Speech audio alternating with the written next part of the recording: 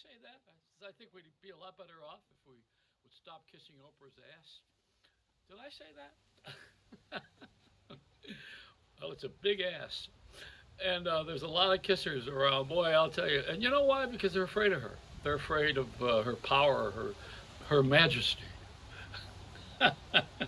Let me curtsy. I don't need to learn how to curtsy when I'm down there kissing. That is a curtsy. Welcome to America. This is so ridiculous. You know, we overdo everything. You know, I mean, people don't want to see. People don't want to talk this way. You know why? Because they're afraid they won't be loved.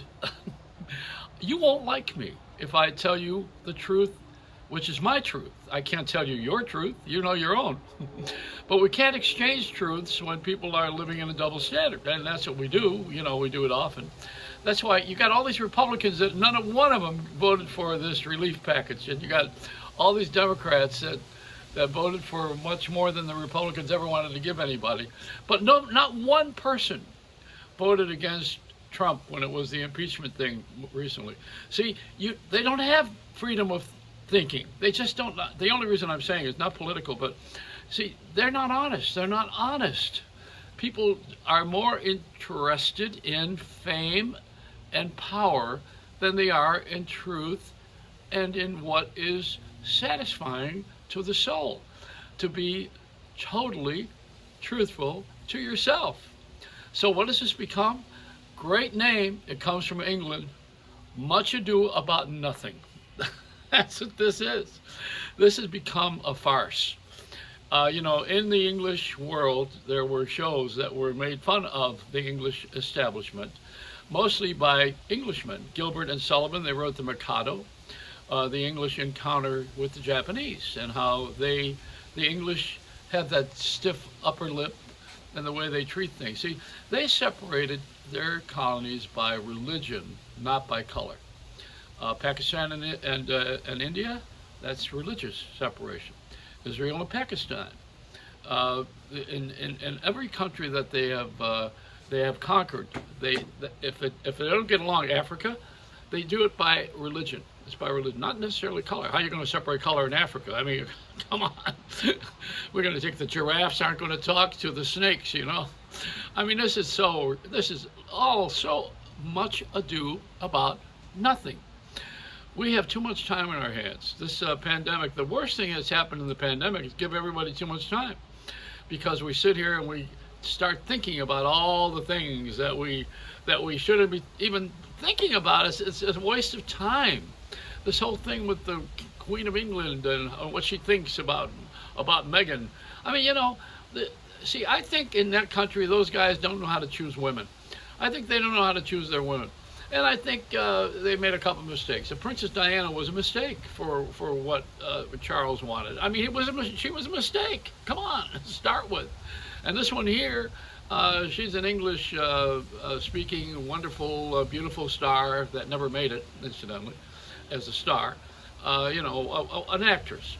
And then she goes over to England and she becomes the princess that everybody sees in fairy tales. You know, this is Cinderella. What if Cinderella became in the fairy tale? What if Cinderella married the prince? Do you think that she'd be leaving him now, or would be going somewhere and saying, you know, I'm afraid our child will be a commoner? These are the things that we do in fantasy. We do this in fantasy. I love the great Roy Orbison song, "In Dreams." What a great song.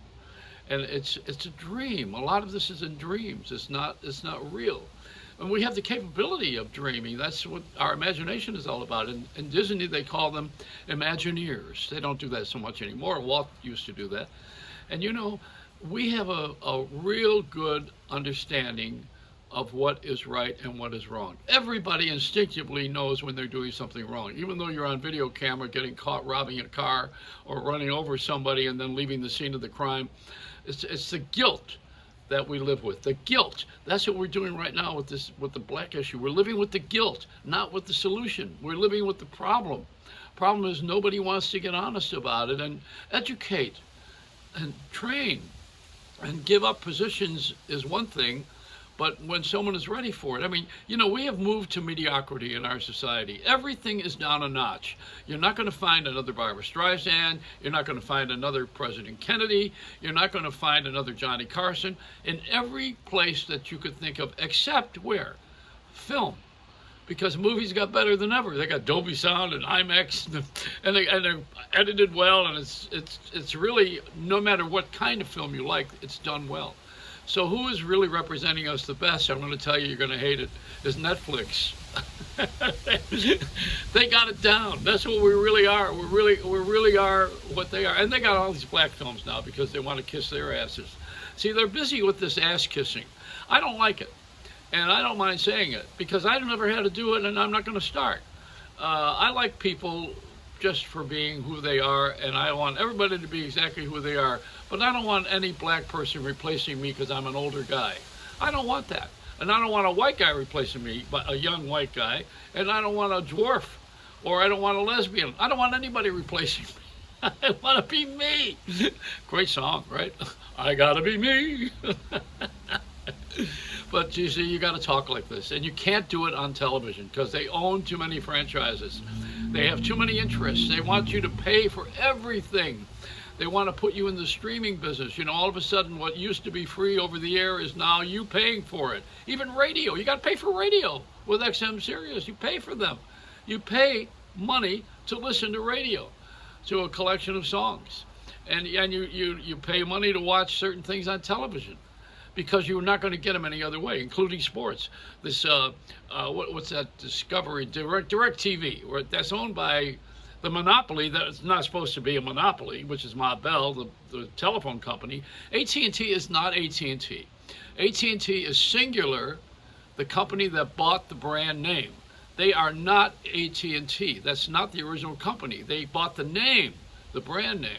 And they bought it when AT&T was supposed to break up the baby Bells, all the Bell telephone companies. And Verizon was one of them. It had another name. It was called the Bell Telephone. They all were under that umbrella. So now you see where they have regrouped. And DirecTV is owned by AT&T, and they got, what's that, Universe, and they got the Wi-Fi and the streaming and the sports packages, and it's, come on. But the stockholders are happy. Let's not offend the stockholders, because those are people who don't have to work. They just sit at home and collect royalties from things that are made in other countries. Let's not go there.